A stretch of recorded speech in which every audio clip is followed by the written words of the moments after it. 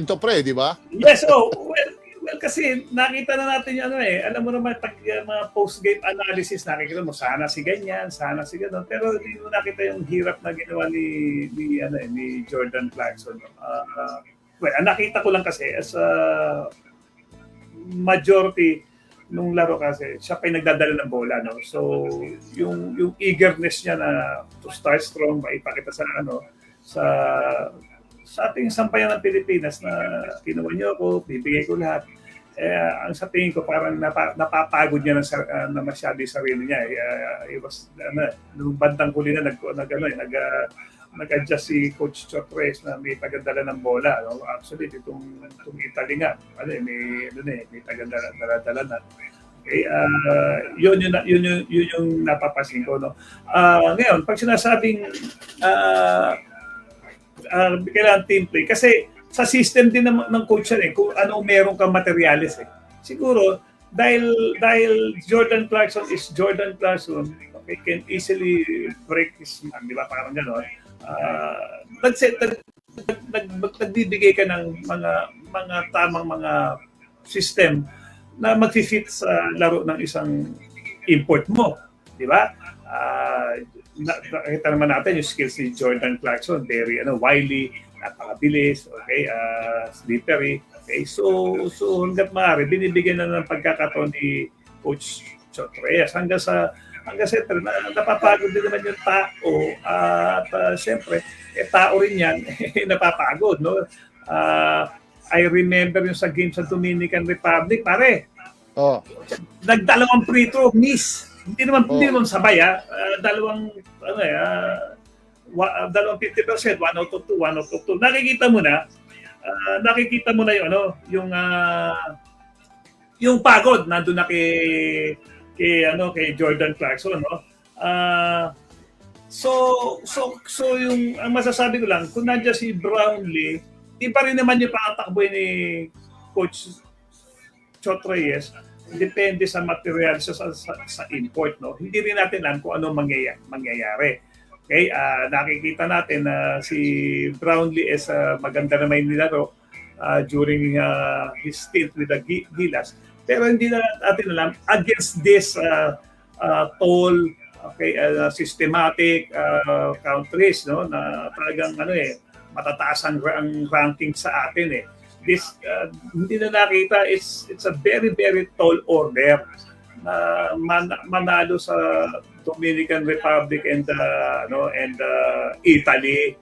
Okay, maganda na nga yung nadikit tayo Ngayon sasabihin natin na si Jordan Clarkson kahit pa ni Brownlee sa tingin ko kung hindi gumraduate yan talagang hindi lalayo baka pa rin. Hindi ko sasabing mananalo, pero baka mag-down the wire to the last seconds of the game yan So nandun pa rin. Alam mo, sa basketball, hindi mo naman mapapredict kung mananalo ka kasi nakikita ko pare, especially mag-game na yan.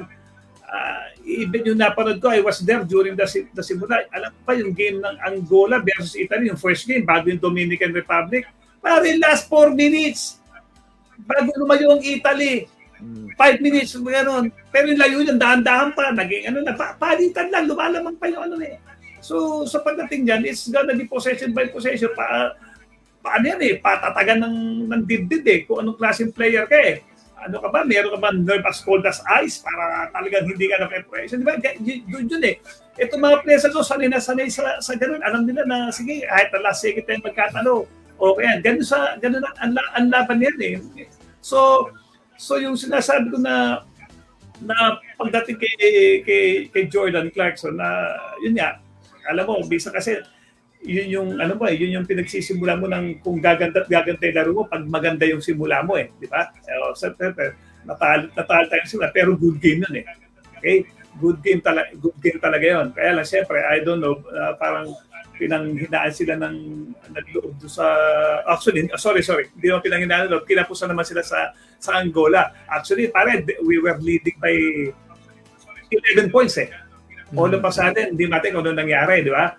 Then, nag-run na naman si Angola, hindi naman tayo nakashoot. Pero, the factor there is si Jordan Clarkson, kasi kaganda ni Jordan Clarkson naman, nagpapasa naman siya at nakakakuha naman siya ng pag nakakakuha siya ng double team, nakakapag-dish out naman siya Okay? Merong konting pilit, pero in general, he looks to pass din naman.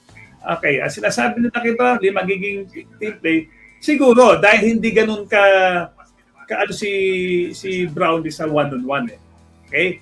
It's more of a team player si Brownlee. Pero kailangan sa mga ganyan talaga, pare, meron talagang makikita mo naman yung tulong na ibinigay ni Jordan Clarkson. Hindi naman tayo napahiya sa ginawa niyang performance kahit dinodouble, gumagawa siya ng kaparaanan eh. It's only siguro lang yung mga supporting cast niya. Okay? Wherein solid naman si supporting cast, kaya lang yung magre-relieve lang doon lang ako na Okay? Hindi naman pwedeng solid yung supporting cast mo. Meron kang Dwight Ramos, Junmar Fajardo, Edo, syempre, kalabaw nga, humihiga pag napapagod eh. Yung pa mga yan, dapat na-preserve yung kanilang fresh, yung legs nila pagdating sa crunch time. Kaya ang nangyari, hindi nag-deliver when they needed the most. Diba? Especially mga crucial ng mga open shots nila.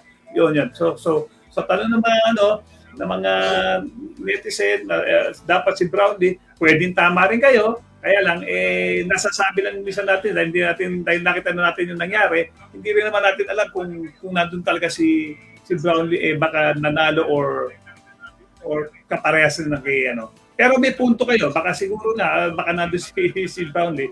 Pero ako, happy na ako sa performance ni Jordan Clarkson.